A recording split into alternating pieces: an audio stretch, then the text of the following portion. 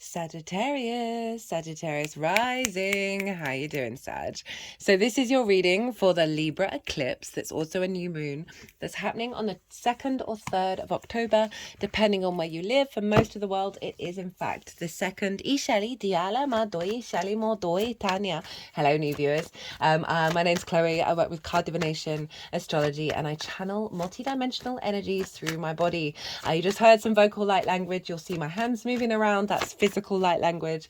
And all of this is bringing in healing, attunement, and activation codes to the messages that come through in these readings. So I read for the rising signs. So for those of you who don't have Sagittarius in the first house, look to the house that it does fall in your natal chart. Look to the themes of that house, and you want to apply those themes to them, as well as all the meaning you've got going on in the sign of Sagittarius. Say you've got your sun there, so the themes of the sun, you want to apply all of that to the messages that come through in these readings, because it will be as if that Sagittarius energy has now energetically moved to the first house. So the astrology I'm going to talk about for the rising sign will still link in. You just got to add on your own natal chart meaning on top of it. As always, take what resonates, leave what doesn't. So there's going to be two piles.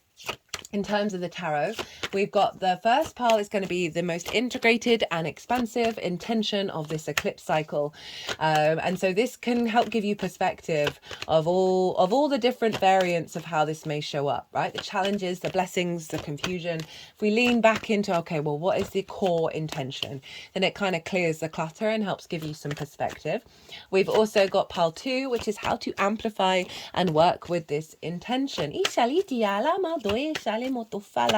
Now, Sag, there's an offer going on at the moment until the 22nd of October, and this is in celebration of Libra season, the Libra equinox. If you want a personal reading and you book through my website, you will get double the amount of time for the reading that you've booked. During Libra season. Doesn't mean that the reading has to happen in Libra season. There's a calendar on my website, so you can book really far in advance and you will get double the amount of time. This is me bringing the scales in of doubling up. So that's what's going on. Let's think about where this is happening for you, Sag. This is happening in your 11th house of hopes and dreams, friends, groups and alliances, and reaping the benefits from your 10th house. It's the house of good spirits. And so you've got a lunation here. You've got an eclipse with the south node. We are not going to have a south node new moon eclipse for another 18 or so years. We are closing out the old 18-year cycle and activating a new one. The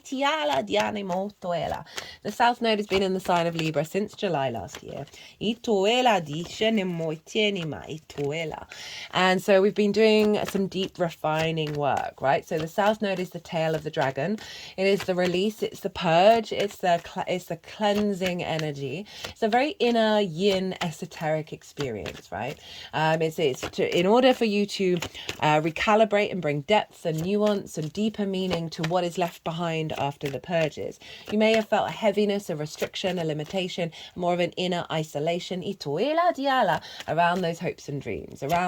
You may not have wanted to connect to bigger groups and found yourself that when you do, you're finding more meaning, more resonance of self within them. You may have just felt like you're quite disconnected from reaping the benefits from your 10th house, and overall that's helped you really clarify, okay, what do I need from that? What do I need from my life purpose and my career that's truly important? That refining through not having all the things, not all the manifestation, really helps elevate our understanding. And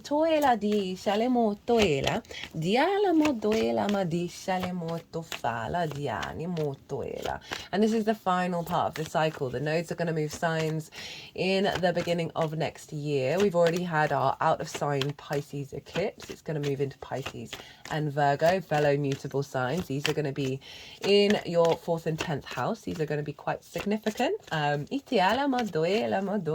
Go speak to some Capricorn risings to get a clue. I will be doing a nodal transit series as well, so don't worry about that. Right, a big fresh new start. What's going on in Libra? Well, we have the south node, the sun and the moon, Lilith, Mercury and Juno. I am loving this energy so much. So Lilith, very independent, right? Really wants equality and respect and honor and dignity, and that's how we treat one another. And she's not a fan of hypocrisy or hierarchical systems that don't make any sense. Right? So say you're interacting with an energy that does a thing and says you can't do a thing, but gives you no good reason why you can't do it. Lilith is like, can we have a conversation about it? Wants to try and work through with it. And if she's not getting the results that seem fair and balanced, then she's off. She's not going to stick around. She's going to go live her free life and want to connect with people who also want to respect and honor each other. We got Mercury, the information, the downloads, the communication, communicating from your truth, from your independence, from your courage to be upfront and forthright. Juno represents commitment, the things in your life that are so core to who you are, that they're like your ride or die, that you're never gonna give you up, never gonna let you go. Oh, well done. You got some of my terrible singing there, Sagittarius, but I felt called to do so. That's the Juno energy, right? She's very much the core principles of commitment. So how do I see this in terms of your hopes and your dreams, reaping the benefits from your 10th house, and how you interact and connect to soul family, bigger groups, bigger collectives? A real confidence of your own energy when it comes to interacting in bigger groups, being able to reveal the truth, bring some clarity, some honesty to how you interact with groups. I can really see this desire to move away from hopes and dreams that do not serve that Lilith and Juno energy, right? And you're going to get more downloads and perspectives and ideas that are going to help you creatively birth these new hopes and dreams into being. And they may go against convention because Lilith is quite unconventional, right? She's not seeking to conform for conformity's sake. She'll do it if it makes sense to her, but otherwise, nah. And so this is the vibe you're picking up on in regards to your hopes and your dreams, right? Of really elevating beyond the social dynamics of what's expected. What should you be hoping? What should you be dreaming? This is all about you. Ishali, that's so interesting. That was at the bottom of the deck and it winked at me. I will tell you what I'm talking about in a second. Itala diale moela mo do falima chatia ni mo tenia. You may find yourself in situations around your career and your life purpose and what that means to you and what you're reaping from it shift and change. There's bringing in more equality and respect and dignity with that Lilith energy. As I said, the clarity to speak your independent truth, to be an awareness of a higher frequency that's allowing you to really tap into the truth of your hopes and dreams rather than what may be limiting you through various reasons. Like often it can be collectively because we don't truly value ourselves. And we don't think we deserve to reap benefits from that 10th house. Whether you might be running around being really, really damn confident, but there's something fundamental that's kind of blocking the way, right? That south node is really facilitating the release of a lot of that distortion. Now, we want to look to where Venus is, because Venus is influencing what's going on with this moon as she rules Libra. She happens to be in the sign of Scorpio. I love a Venus in Scorpio. And this is in your 12th house, your hidden house, your house of mysteries. And this is the unconscious spaces, the unseen realms, things going on behind the scenes. It's in those unconscious spaces can be limiting beliefs and trauma responses. We get grief, isolation, loss, depression, all of that good stuff show up in the 12th. But underneath all of it is the magic of your soul. So that Scorpio energy is your soul's magic. Italiadina. And it's one of the cosmic jokes of the universe to put it underneath all of that good stuff that I already talked about. And so we peel back those layers in order to reveal that magic. So Venus is there, the grace and favor of Venus in the sign of Scorpio, helping connect the dots. She often tidies up those unconscious spaces, finding more love and appreciation and connection of the why and the wherefore, helping release, find more creative ways of engaging with that energy, a deeper sense of love and connection to the magic of your soul. All of that's going on with that transit and influencing your hopes and dreams, how you connect to bigger groups, right? How you're comfortable being yourself. And as I said, those unconscious responses around value and your capacity capacity to hope and dream beyond any limitations that, say, your parental figures said to you. Oh, you can never do that, right? When people say that to us at a very young age, ooh, difficulties there. So a big help of ease. Isheli mo duela ma dieni mo do ich any mo ot oela ma dieti ni mo do chati ala ma tuela titani mo tofala. What was I saying? Sorry, I just got a little lost in the channeling there. Yeah, the grace and favor of Venus really supporting the elevation of your capacity to transform any blockages around, as I said, those limitations from your unconscious realms, from parental figures, from ancestors, all of that kind of vibe that have blocked your capacity to genuinely hope and dream in the way that your soul's frequency can do, right? Now, Venus is making harmonious aspects with Mars and Saturn, and they are both in water signs. All the water signs are being activated with this lunation. They are forming a grand water trine. Now, you have Saturn over in Pisces in your 4th house, Mars over in your 8th in the sign of Cancer. These are all very magical houses. We have the magic of your soul in the 12th, your ancestors in the 4th, the resources of source and your interaction with them in the 8th. So there's an elevation of your capacity to work with magic on an intuitive level. Magic is just science we haven't figured out, guys. You know that. And incorporate that into your hopes and your dreams. Elevate your capacity to connect to soul family, to communicate this at a very deep emotional level to others. But if we think about it outside of the magic, we have the 4th house, which is parental figures and ancestors, your home, your private life. So we can have a lot of wounds here that may have blocked our hopes and dreams, blocked the elevation of what we reap from the 10th house, of being truly ourselves in groups and friends. Inshallah, did we get a flipper? Oh, no, I don't think so. No, I do not believe so. And then we have the Mars in the 8th of relationship dynamics, the exchange between you and the outside world, the give and receive, resources, time, money, energy, intimacy, all of those things where we can have codependency or taking too much, scarcity mindset. So there's a lot of deep healing happening for us collectively. I've broken this all down in way more detail in the collective reading. Did I mention that at the beginning? Oh, Sagittarius, I don't know if I did. If you want a deeper understanding, if I did, I do apologize. Go check out the collective reading. I've broken this down in way more detail. Did a collective tarot reading. You know, this is an annular eclipse. It's the Ring of Fire. I pulled some cards on the symbology and the meaning behind that being the Ring of Fire, and also channeled messages and all that jazz in that. So if you want a deeper understanding, go check that out, and this will add on top of it.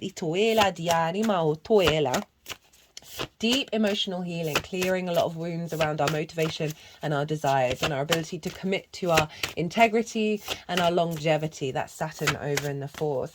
And through that, really elevating our intuitive emotional body, falling in love again with this higher perspective of how you bring your hopes and dreams together. So there's an alignment here of some deep wounds that are going to clear away in order for you to elevate the way that you hope and dream. Outside of the wound side of it, this is you incorporating your magic in your day-to-day at home, and establishing a deeper connection with source in the home that's going to give you inspiration and ideas in alignment with the next steps to take with your hopes and dreams, and how to sort of draw towards you the frequency of co-creation and collaboration with bigger groups. And you may also see a knock-on effect of reaping more benefits that's going to give you more action at home and more movement. So there's some other really cool astrology going on, but I'm not going to go too much into it. You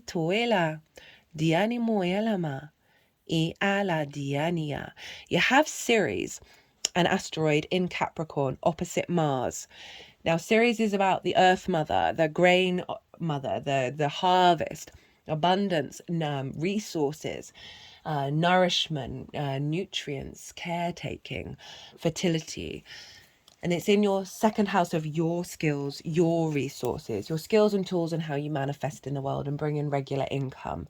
This is also about the things that you value and how you value yourself. She's forming an opposition with Mars, Ceres and Mars, and they are both squaring this eclipse. This is forming a T square. The release point is the T, end of the T. That's the eclipse. So we've got this energy funneled in to being more instinctively in alignment with, intuitively, Cancer Mars, with the resources that are out there, and being more instinctively guided towards them, right? You're not having to overthink it. And a lot of resources and nourishment coming through in terms of your skills and your tools and how you bring in regular income. So this can really tie into your elevation of your capacity to create in the 3D world, as well as strengthening your own value in yourself, which is going to bring you into an alignment to those hopes and dreams and reaping the benefits starting to unfold in a more abundant way. Right, I'm just going to shut off my conscious mind, as the energies that I work with are going to put these cards in the order that they would like the narrative to be told. Ooh, I'm just seeing these for the first time, really. Ituela, dianima, utuela. Ooh, so I try and hide them, as I say, try and hide them from myself and from you. Right, so the most integrated and expansive intention for this moon unfolding, this eclipse unfolding over the next 6 months. We have the Queen of Cups, the Six of Pentacles, Judgment, and the King of Cups. So it's tying in that water energy, right? Your deep unconscious spaces, old wounds of reciprocity and stability and all of that stuff that's perhaps limited your hopes and your dreams. We have the Queen of Cups. So this is the intention of the moon, is to get you into a place of serenity, right? Of not needing to worry about the plans of how things are going to unfold. This figure, she can see really far into the future. She's not worried. She's at peace with the now. She's in emotional alignment with the now. She is in full nourishment of your emotional body. This is calling to a deep tenderness with your emotional body to cultivate that intuition. Remember, all that water's being activated that's funneling into Libra, of elevating our perspective and how we then work with that. It's a very soothing energy coming through that's releasing the wounds from the past and the worries about the future and getting you present. And that's where the creativity is going to come in. Through that process, we're getting the Six of Pentacles. This is rebalancing away from a scarcity mindset, a fear mindset of being left out in the cold. Think of the Five of Pentacles imagery. Things are coming into balance. Hello, Libra. There's receiving. You're going to be receiving, this may be on the material plane, or it may simply be on the energetic plane that shifts your understanding of how to engage in the material, right? Of now you're creating again, you're building not from scarcity, but from thriving and bringing an elevation and the truth of how to engage with the 3D world and build with your hopes and dreams. So big support here. Judgment. Hello, Pluto. So this is ascension. Right, through this rebalancing and the awareness of the possibilities of creation and building from a place of thriving rather than scarcity, you're going to go through an ascension process, a resurrection of your energy into higher judgment. These are the dead. These are old versions of you, the ancestors, past soul energy, where they may have faced a wound, a grievance that's got entangled and stuck and stagnant in their energy, which means they're kind of hanging around. That energy's hanging around rather than being in flow. Now, when the Judgment card comes up, a higher frequency comes through and helps release that blockages. They're doing work around, I think it's the stomach and the digestive system. That's Virgo. That's your life purpose. That's your career. So there's some blockages there that are going to be elevated and cleared out. Oh, my digestive system I'm getting pain in my stomach now. Okay, so a real releasing of some wounds and blockages there. There's going to see more an elevation of all the themes of the 11th in terms of what you're reaping from it and your capacity to hope and dream beyond the limitations. So you're ascending in the way that you perceive the world, the 3D world, and how you engage with it in terms of how you manifest. Ooh. Oh, can we get rid of this pain, please, guys? King of Cups. Love the King of Cups. Big fan. So the King of Cups is sitting in the middle of a storm. They're not bothered by it, right? They're not getting lost in the heavy weather. There's this element of emotional groundedness, right? A level of sovereignty of your emotional body. You are a multifaceted being. You can hold space for the grievance as well as the abundance, as well as the neutrality. And this is where you're headed, right? You started off with the Queen, you're heading to the King. And with all that water energy in the very magical spaces of a realignment to the sovereignty of your own emotional body, right? Rather than the wounds from the past, and your ability to create from this magic, from this intuition, and really strengthen your ability to be in flow and be creative and operate from a place of love and how you build your future. The Hierophant at the bottom of the deck. This is your 6th house of work, right? How you work in alignment, right, really the embodiment of the wisdom of the journey that you've been on in your physical senses, in the way that you're communicating, right, a real strength of character, a real capacity to commit to the unfolding of this, and the awareness of all things do pass, and every moment that's happened has got you to where you are now, and releasing away of that tension and bringing in a deeper level of resonance, of meaning behind all of those experiences, and not being in conflict with it, and realizing that through that path you go through the portal that allows you to be fully embodied in your experience here on this planet from your soul's frequency, that's allowing you to dream in ways that are going beyond the old limitations. Now, how to work with this and amplify this energy? We have the 3 of Swords with the Death card. That was the one that was winking at me and then came out. The Moon, hello Pisces, and the 3 of Pentacles. So interesting, you've got a 3 and a 3 flanking the beginning and the end. And then you have the Queen of Cups, King of Cups. That's a really nice synchronicity. This is calling you to reflect on this, right? What wounds have you faced in your heart that stopped you from fully operating from that heart, right? What difficulties have you gone through? What words, what perspectives have distorted your capacity to move from your heart?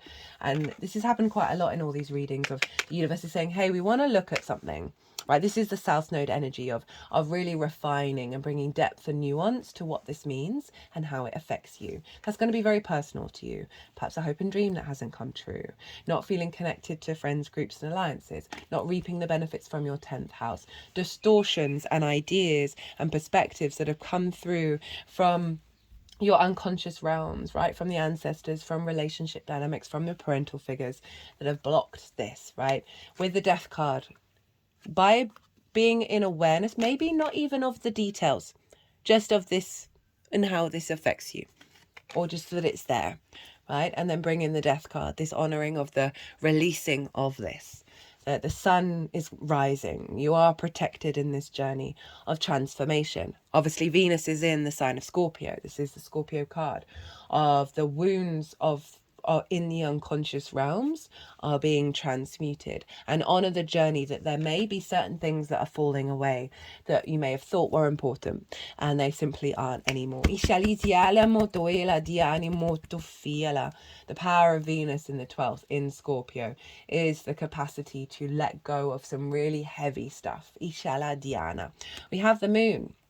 So this is calling you to tap into your intuition, your sensitivity, the unseen realms, to not needing to know all the details, not needing to have the full illumination.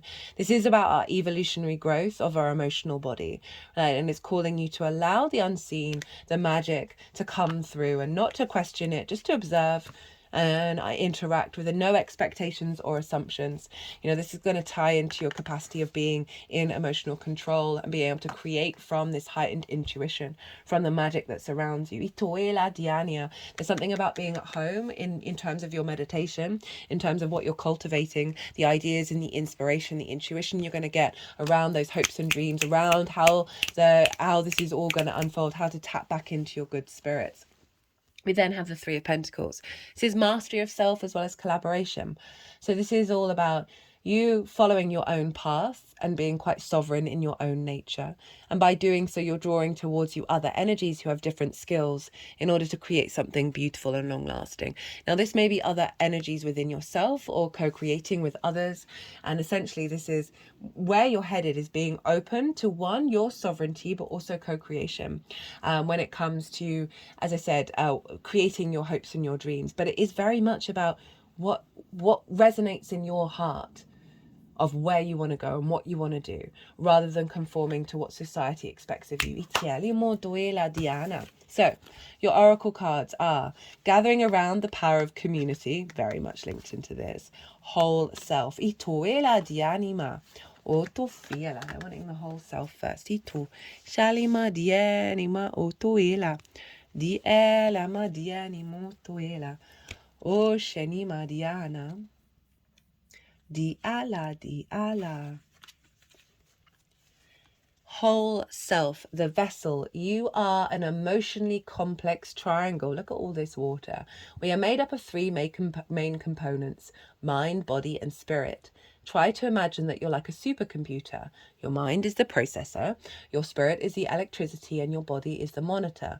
Our heart sends the messages and sets the tone, and the brain operates the controls. We're all just little triangles ourselves, beings of mind, body, and spirit, a holy little trinity. The soul brings the power and the joy. People who are spiritual often radiate joy. They're spirited. When our beings need maintenance, we will know because we feel a lack of joy. We stop dancing because we're out of balance. We become a two-sided triangle that makes it easier to get out of sorts. That's interesting that it's kind of forming a triangle there. I like that. That makes it easy to get out of sorts. You probably know that it's hard to navigate when you're out of balance, right? Not to mention when the waters of life get rough. God, this is really tying in a lot of the imagery of all these cards.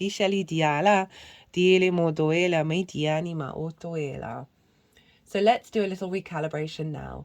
Close your eyes if that's comfortable for you, and imagine that you are a triangle or a pyramid and that you are naming all three sides. Each is equal. Each has the same weight and focus. When you feel pointy and balanced, you may want to write down which parts of you were out of balance so you can check in with them more often. That's a really beautiful tool.